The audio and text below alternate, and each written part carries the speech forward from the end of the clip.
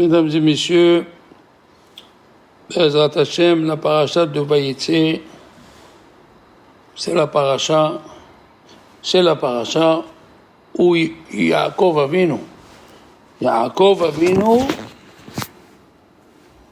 il nous a appris comment il faut prier. Meskin, Eliphaz, le fils de Esav, il a rencontré Yaakov, il lui a tout enlevé. Il lui a tout pris. Parce qu'il lui a dit, mon père, il m'a dit de te tuer. Alors Yaakov, il lui a dit, tu as étudié chez papa Yitzhak. Et c'est écrit, Ani Hashuv Kamet. Un pauvre, c'est comme un mort. Il lui a tout pris. Il n'avait même pas de quoi s'habiller. Jusqu'à que Dieu lui a montré qu'il y avait un chef arabe qui est rentré dans l'eau et il s'est noyé. Alors il a pris ses habits. Il n'avait rien. Il est arrivé presque à Haran. Presque. Il a dit comment? Je suis passé par là où mes parents ont prié. Et je n'ai pas prié. Il a dit, je rebrousse chemin. En rebroussant chemin, le chemin il s'est raccourci. Il est venu, et comme le chemin s'est raccourci, il a dit à Kadosh Baruch Hu, ce tzaddik il est venu dans mon hôtel, je vais le laisser partir. Qu'est-ce qu'il a fait? Kiba Shemesh. Il a fait de sorte que la nuit tombe avant. Et c'est là où il a dormi. Et il a rêvé tout ce qui va se passer dans le peuple d'Israël jusqu'à la fin des temps. Et il a rêvé les galouillotes. Et il a rêvé le dernier Galout Edom, où on est nous. Il montait dans l'échelle, il montait, il ne voulait pas descendre, il a eu peur. Il lui a dit à Kadosh Baruch Hu dans le rêve, n'aie pas peur. C'est moi qui va le faire descendre. C'est pas vous.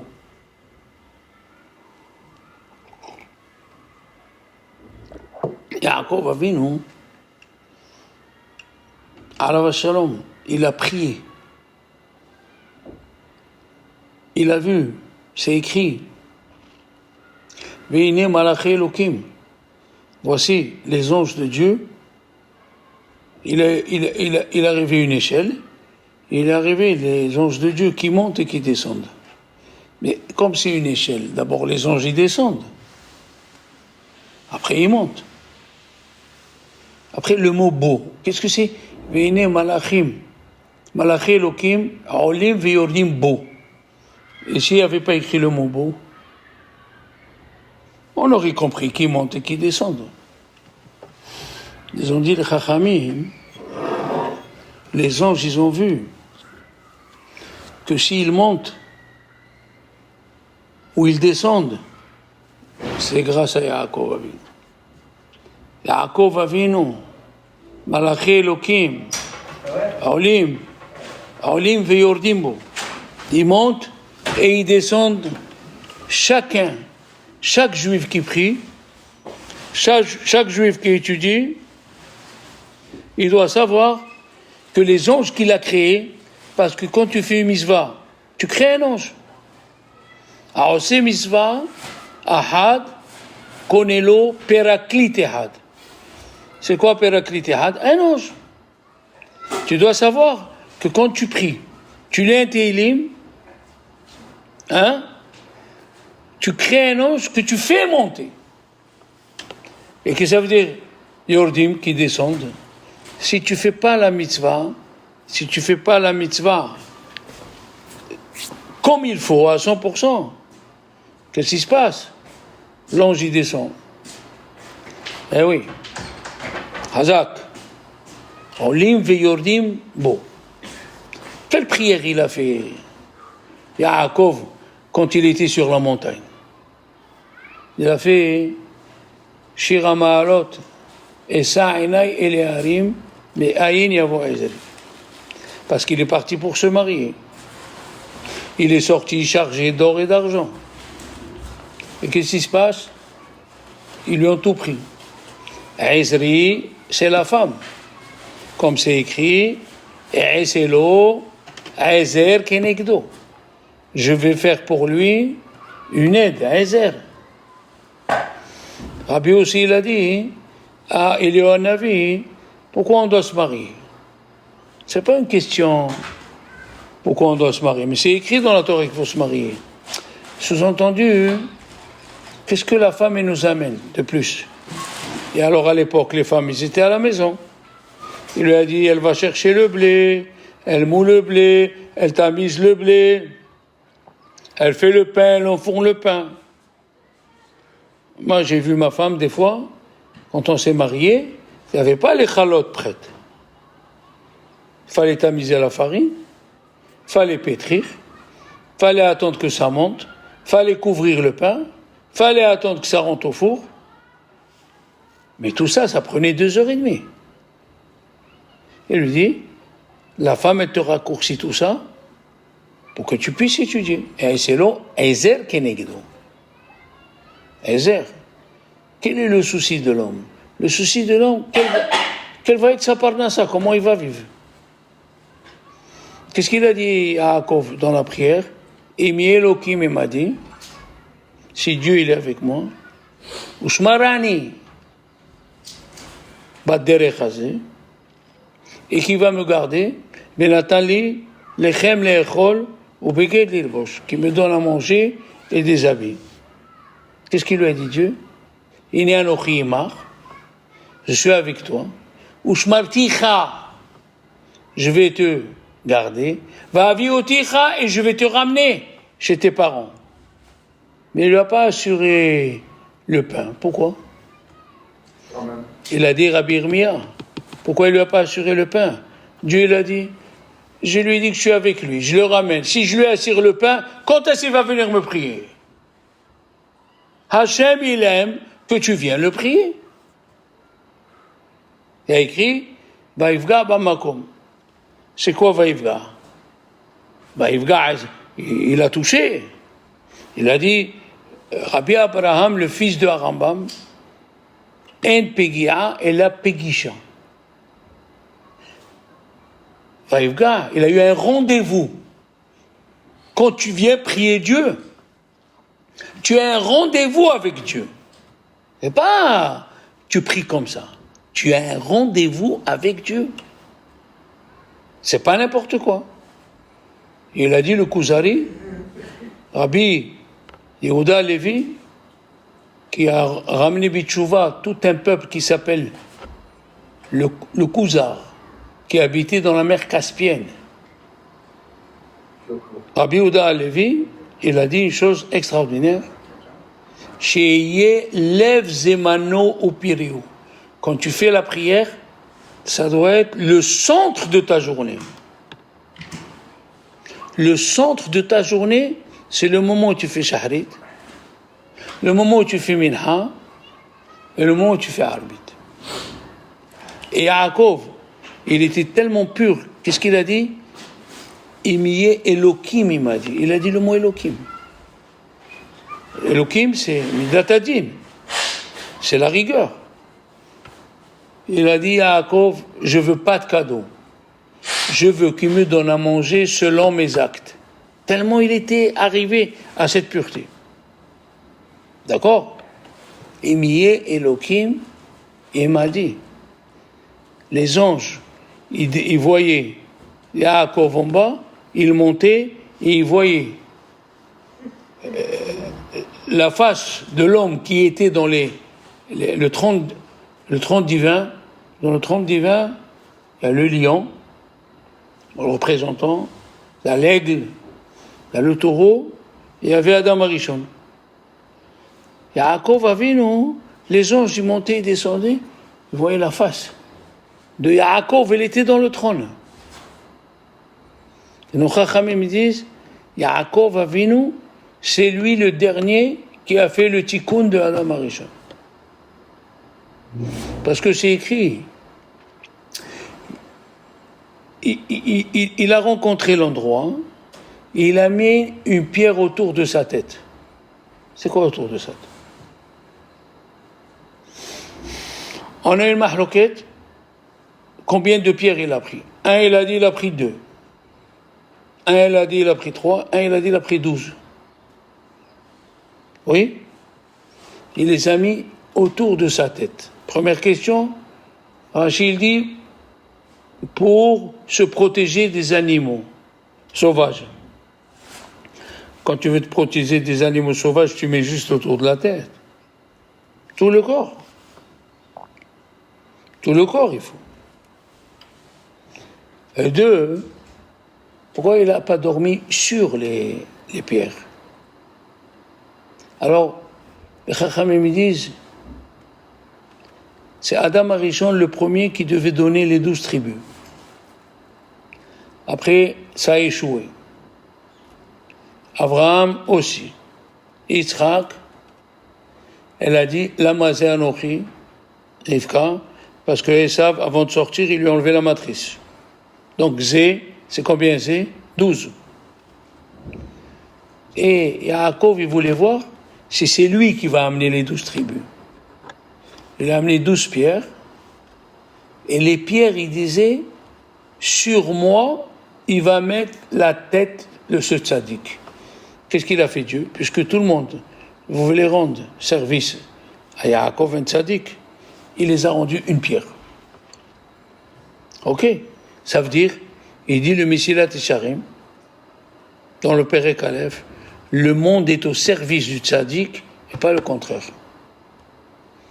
Il a dit à Rambam, dans les 8 prakim qu'il a écrits avant Pirkei Avot, il a dit 2 fois, tu vois un village, et il va un tzaddik qui passe la nuit, et quand il s'en va, ce tzaddik, le village, il commence à diminuer jusqu'à qu'il disparaît. Il a dit, Dieu, il a créé ce village pour le tzaddik. Le monde est au service des tzaddikim. Alors, Yaakov, il a dit 3 fois Zé. Un Zé, Manora Makom Zé. Zé, c'est 12. Et quelque chose qui se répète 3 fois, Hazaka, c'est une certitude. Il écrit Vaikat Yaakov Mishinato. Il s'est levé de son sommeil. Mais si tu dis qu'il a dormi, il s'est levé. Il vient Rachid dit, ne dis pas Mishinato, dis mais Mishnato. De l'étude de la Mishnah. C'est-à-dire, Yaakov Avinu, quand il était chez Shem vers 14 ans, il dit le Hatam Sofer, Rachid dit il n'a pas dormi. C'est faux. Parce que la Gemara dit dans Souka, celui qui dit un éder, je fais un éder de ne pas dormir 3 jours, on le frappe. Et il dort. C'est impossible un homme qui reste réveillé 3 jours. Seulement, il était assis dans une chaise, il étudiait, et quand il avait sommeil, il tombait sur la chaise. Comme ça, il faisait Hagaon Hida. Il ne dormait pas. Il étudiait sur la chaise, comme ça, ils l'ont vu à Livorno. Comme ça, ils l'ont vu à Venezia, Il étudiait la nuit et il tombait. Qui c'est qui a fait ça aussi? Un Gaon Hatsoum au temps du Beth Yosef, Rabbi Yitzhak Taïtzak. Il n'est pas allé au lit 40 ans. On raconte que le Chida, il allait au lit vendredi soir sur le sofa. Vous savez qu'est-ce que c'est un sofa d'avant? Il se mettait comme ça, mais jamais il a étendu son corps. Il y a des gens comme ça. Yaakov Yaakov Mishnah, de la Mishnah. Donc, Yaakov, il étudiait la Mishnah. Maintenant, dans le temple, les enfants, on a 2 représentants de la Torah. On a l'Arche Sainte et on a la Ménorah. L'Arche Sainte, c'est la Torah écrite, et la Ménorah, c'est la Torah orale. Alors les enfants, qu'est-ce qu'il a dit à Yaakov quand il s'est levé? Manora makomazé. Il a dit le mot Manora. Il a dit Dieu, comme toi tu es le représentant de la Torah orale, de Manora on va faire Ménorah. Ah, magnifique. Yaakov Avinu alayhi shalom, il nous a appris Qu'est-ce que c'est la force de la prière? Écoute celle-là, Léon, tu vas tomber par terre. La Torah nous dit, voici les enfants de Rachel qui sont nés à Padan Aran. Yosef ou Binyamin. Où est la faute? Où il est né Binyamin? Ah, il n'est pas. Il est né en Eretz Israël. Padan Aran, c'est pas ici. C'est pas à Padan Aran, Yosef. Mais Binyamin, où il est né? En Israël. Qu'est-ce que c'est ce verset? Le Chizkouni, un très grand rabbin italien de 1200. Je demande c'est quoi? Voici les enfants de Rachel qui sont nés à Padan Aram, Yosef ou Binyamin. Écoute ça, Léon, moi ça m'a remué. Vraiment ça m'a remué. Il a dit une chose. Quand il est né Yosef, qu'est-ce qu'elle a dit Rachel? Quand elle était à Padan Aram. Yosef Hashem li ben Aher. Que Dieu me donne un autre enfant. Il a dit le Chizkouni. Là où elle a prié, c'est là où il est né. Aïe, aïe, aïe, je suis époustouflé. Là où elle a prié, c'est là où il est né. Rachel Imenou, quand elle a eu Yosef, elle a dit, Hachem, donne-moi un fils, encore un fils. Où elle a dit, à Padan Aran. Malgré qu'il est né en Israël, c'est pas là-bas où il est né. Il est né là où tu as prié. C'est très, très, très fort. Extraordinaire. Qu'est-ce qu'elle fait, la prière? La prière, elle change la personne. Qui c'est qui devait se marier la première avec Yaakov? Rachel. Et pourquoi c'est Léa? Il y a écrit dans la Torah, Ve'ene Léa Rakot. Elle a perdu les cils tellement elle pleurait.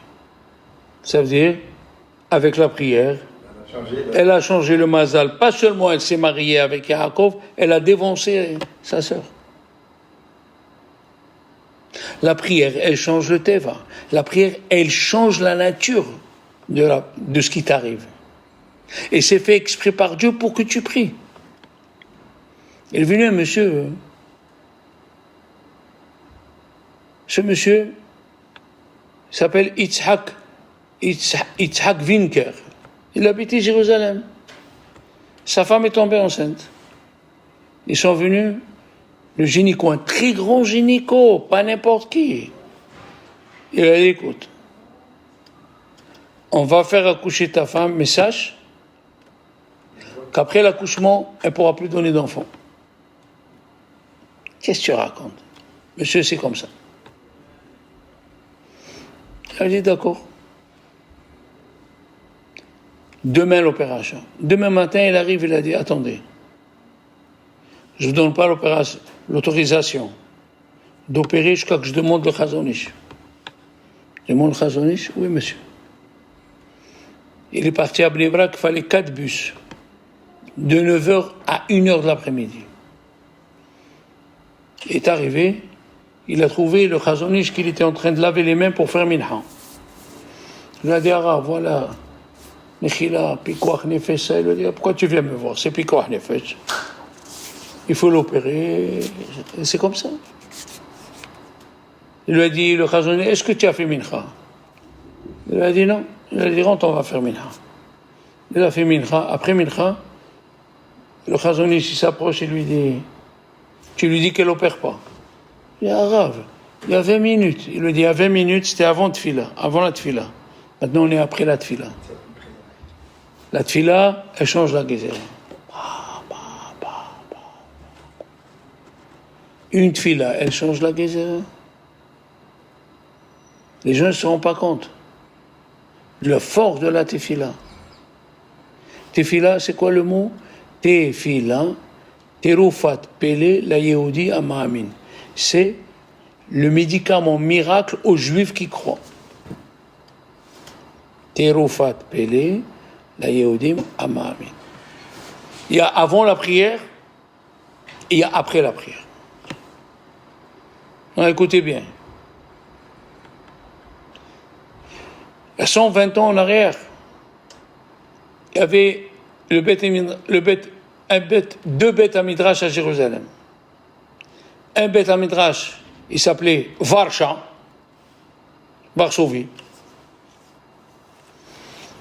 Il y avait 300 Avrechim. Et un deuxième Beth Midrash des Chassidim. Ok? Il y avait 250. Qui était le rabbin des Avrechim Hasidim? Rabbi David Lelover. Il y a 120 ans. Il y a un monsieur là-bas, hein, il vient voir le rabbin. Il dit, regardez, il y a un d'ici, je vous le dis en français, il me suce le sang. Il m'embête, il ne me laisse pas vivre.